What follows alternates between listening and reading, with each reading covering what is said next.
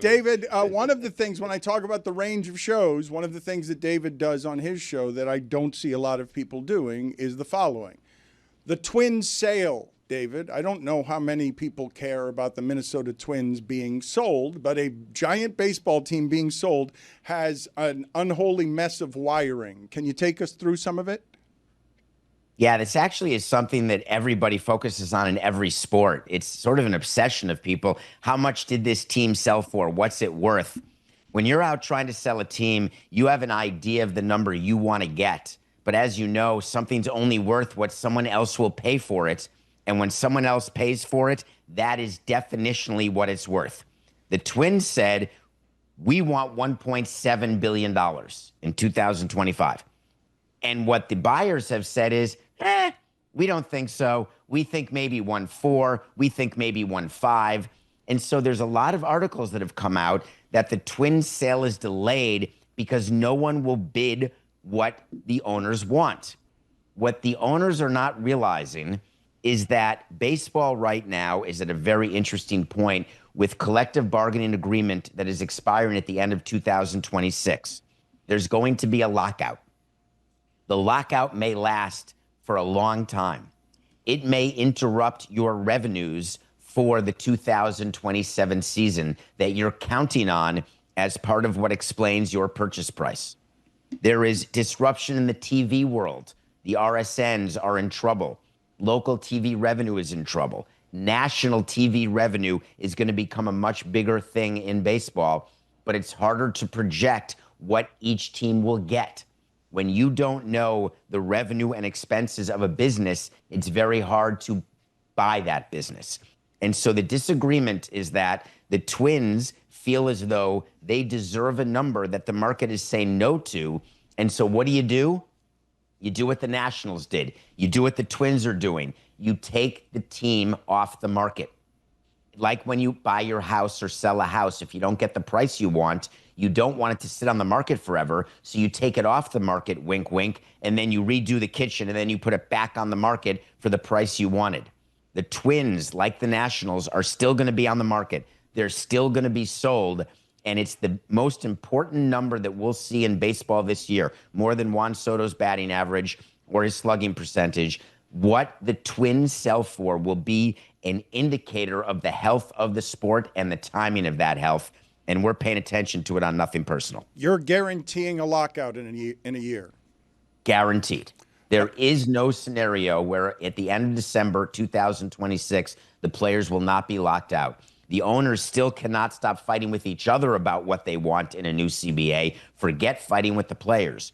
So when you're still fighting with your own side, what you do is you delay the negotiation with the other side. And the way you delay that is by locking them out. What a lockout means during the offseason, it means you can't use the facilities, et cetera. But really, it's a move you make in collective bargaining to try to figure out how to get to a deal. And it's going to be a long one. As you know, the last CBA had a lockout. Well, what does this mean? Hold on a second. Just put numbers on this, just real quick. And maybe this is common knowledge to you. It was not to me. So you're guaranteeing that not after this baseball season, but after the next baseball season, the sport will lock out for minimum how long? It will be minimum of 4 months. It will go through the month of April at best. The season will be delayed until May at best in 2027. The underlying economic issues are the following. Can you imagine running a business, Dan, where the employees don't understand that the business does not make the amount of money that the employees thought it did, and the employees still want the amount of money they were getting? That is what baseball players are doing. They don't get what's happening. There will be an adjustment. There is economic disparity that is unreasonable and uncomfortable. And the only way to do it is going to be with a harsh reality of a work stoppage. And it's just because they can't control themselves because they fight and pay for Soto, and they keep alleging they can't afford Soto, and then they give Soto $765 million guaranteed for 15 years.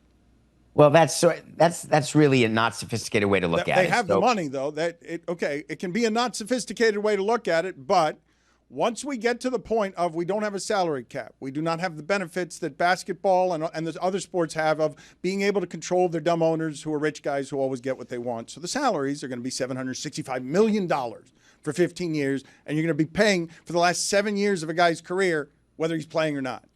Those numbers lock the sport down right there. Just fans don't understand it. How is Soto worth more by that many millions guaranteed than LeBron James? Get out of here. Yeah, so that's not why the lockout happens. It's not because Soto got 765. The lockout is actually over things that you wouldn't think about, like what the minimum salaries are, what the total salary you can have per team, how revenue gets distributed amongst teams like the Marlins, Guardians, and Royals from teams like the Dodgers and the Mets and the Yankees. Those type of things are far more important than one player being 2 standard deviations away from other players. That's not really between owners what they're talking about. All right, but David, the change that's going to come from that, and I'll get to other subjects in a minute, correct me if I have this wrong, is they delay it, then they make the season shorter, and then we just get shorter baseball seasons because baseball is going to play differently than they used to. Or are the TV dollars too much that they can't play fewer games? Well, it's not just that. We tried to lower the season, shorten the season in 2015. We wanted to go to 154 games. And that meant that home teams would lose 4 games each, every team. And teams like the San Francisco Giants, the New York Yankees, the Los Angeles Dodgers, they said, no, we want to play the full 81 games at home because if we only play 77, then you need to pay us, they said to the commissioner, you need to pay us back for those lost home games, where teams like the Marlins, the Guardians, and everyone else said, yeah, not a big difference between 81 and 77. We're good with that. And so it's the big fight that we have on the owner's side, not wanting to shorten it, but then the players also. The players were told, hey, if you go to 154, you're only going to get paid 154, 162nd of your salary. And the players said, no way. Pay me the same amount of money to do less work. Can you imagine for a minute doing less work and asking to be paid the same amount of money? I don't quite get that. David, can you give us and the audience an idea like how valuable those home games are? What do the Yankees make on a home game, just one home game? So there's a big difference between what the Marlins make and what the Yankees make. Mm-hmm. Just like there's a big difference between what the Warriors make and what the Pacers make. It's based on average ticket price and what the per cap is for each fan because they're spending more money in certain stadiums than others. For the Yankees, just think about their ticket revenue alone. Let's say the Marlins can be at $20 to $40 million in ticket revenue. The Yankees can be at $100 to $150 million in ticket revenue. That's just ticket revenue. Crazy. That's not counting food, bev, merch, parking. It's not counting the difference in the average ticket price. So none of those things come into play when we give you a gross revenue number. There are huge, huge differences between the teams.